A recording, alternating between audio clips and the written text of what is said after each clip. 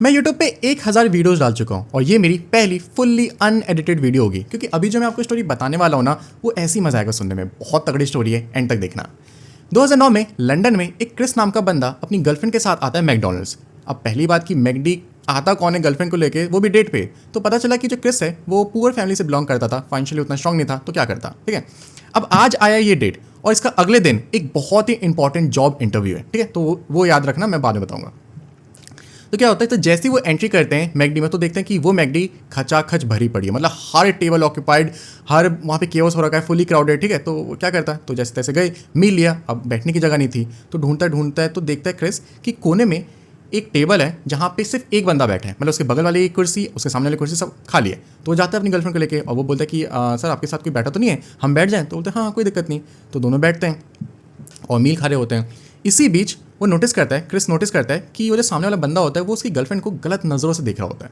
अब वो एकदम थोड़ा अजीब लगता है और पता नहीं क्यों कि वो बंदा ड्रंक था, सामने वाला बंदा ड्रंक था, पागल था क्या, उसका मतलब पहला शब्द होता है उसका, मतलब पहला लाइन होता है उसकी गर्लफ्रेंड को बोलता है कि you are an ugly pig. पता नहीं क्यों।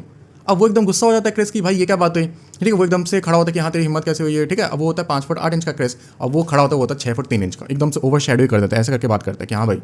अब क्रिस क्या करता है, एक मतलब कॉलर पकड़ने वाला होता है और मारने की कोशिश करता है। ठीक है, तभी क्या होता है कि वो उसका कॉलर पकड़ता है और पट पट पट पट पट बहुत मारता है और घूसा मारता है, इतना घूसा मारता है, मतलब इतना मारता है कि उसके यहाँ पे ना सूज जाती है, मतलब नीली पड़ जाती है यहाँ पे, बहुत ही गंदा सा सीन। और किसके सामने, गर्लफ्रेंड के सामने। कब आया था, डेट पे आया था। अब क्या है, अगले दिन जॉब इंटरव्यू है। क्रिस अब सोचने लगता है कि ये शक्ल लेके, ये मतलब पूरा नीला पड़ा सूज गया है, वो प्रोफेशनल कैसे लगेगा। तो वो सोचता है कि कुछ भी हो जाए, मैं ना कॉन्फिडेंट रहूँगा, कुछ भी हो जाए। ठीक है, तो वो इंटरव्यू देने जाता है। तो इसी मतलब इंटरव्यू देता है, काफ़ी देर तक चलती है।